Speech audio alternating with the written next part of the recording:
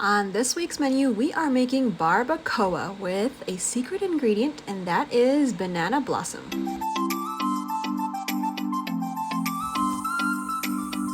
You gotta stand tall. This is such an easy recipe. Really, it's not a recipe at all. We're going to cook everything in an Instant Pot. Right here, I have some herbs that were from our garden, and we're going to add it into our Instant Pot with all of our onions and garlic.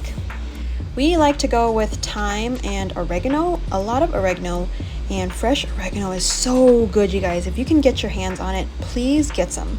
Into the Instant Pot, we are going to add some grapeseed oil, and this is homemade chili oil, which I have a video. I am going to link that down below so you guys can just check it out really quick, but it just adds the most delicious flavors, you guys. You don't have to use it, of course, but I used it just because we have it. Now into the onions, we're just going to add some ground cumin and some salt. Onto the banana blossoms. This is what we got from Sprouts, and it comes in a package like this. We actually got it on a incredible sale, and this is what it looks like. A banana blossom is also known as a banana heart. It is a really fleshy purple skinned flower shaped like a tear, which also grows at the end of a banana fruit cluster. Now you know what it is. This is what it looks like when it came in the package. It really has the texture and the look of shredded beef, so I thought we would make it into a barbacoa. I am removing the very sort of outer layer of the banana blossoms because we noticed that whenever we cook it, it's kind of tough. It's sort of like the end of a broccoli. You kind of just want to take that off. And when you look at it closely, it is sort of flaky as well, just like beef. I know, it's so crazy. We were so inspired by this. So after cleaning it all off, we're just going to dump it into the Instant Pot. We are going to mix this, we're going to season this, and we're just going to stir it up with the onion so that it gets all that delicious flavor in the Instant Pot. Now here are the seasonings that we used for the barbacoa. We added some ancho chili powder. We're also adding some onions and garlic powder, as well as some cumin, of course. Now if you wanted to in here, you can also add some oregano, dried oregano, and some thyme. I also added a dash of cinnamon. You will not taste this like a cinnamon cookie or anything like that. It just adds some spice and some warmth to this dish. It's very lovely. Then we're also going to chop up a tomato. Normally I would use a few more tomatoes than just one, but this is all I had, so I just chopped up one tomato and I added it into the pot as well. Make sure to season this with salt to taste whenever you need to, and we're going to add some water, and then we're just going to close it up and cook it for at least, I would say, a couple of hours on high, or you can do it low on 5-6 hours, or even overnight. We are now also going to prepare a quinoa, so we added some onions and cherry tomatoes because that is what we had, and just added it to a pot. We're going to saute that. We're going to sort of match the flavors with some ground cumin, some ancho chili powder, some oregano. You can add some Italian seasonings if you wanted to, and I also had a herbe de Provence, so we used that too.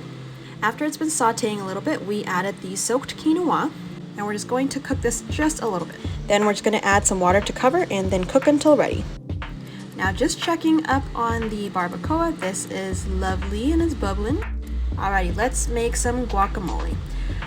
I'm pretty sure you guys know how to make guacamole, but if you don't, we're just adding some onions, garlic, cilantro, and avocado into a blender. We're just going to blend it up and make it a quick avocado. Oh, and definitely add some lime juice and some salt, of course.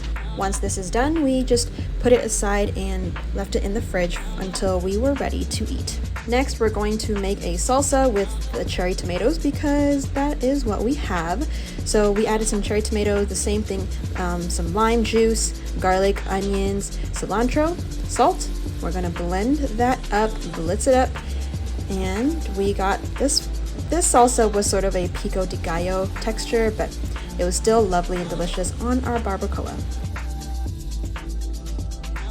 Just like the guacamole, we're just going to set this aside and put it in the fridge to chill. Going back to the quinoa, we are just finishing off the quinoa with some lime juice. We're gonna mix it up and also set this aside to get ready for our barbacoa. We're actually going to make some barbacoa burritos, so it's going to be really, really delicious. And this is all plant-based, of course. Alright guys, we're going to get started with our lentil wraps. This is just soaked lentils, red lentils that we have blitzed up with some water. And now we're just going to use a griddle and we're going to ladle some batter on. And this is my favorite, the most satisfying part. We're just going to smoothen it out to where it makes a smooth pancake.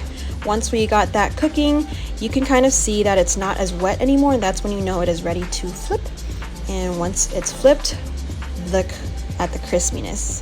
We have made these wraps before on some of our previous videos, so I'm going to link some of the information down below so you can try it too.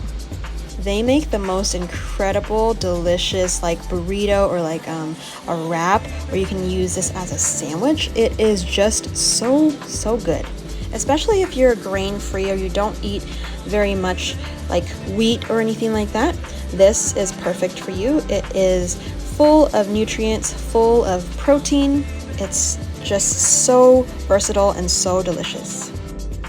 If you don't have a griddle or you don't use a griddle, you can always make these on a cast iron skillet as well, which we did for some of our little burrito wraps. And honestly, you can make them as thick or thin as you like.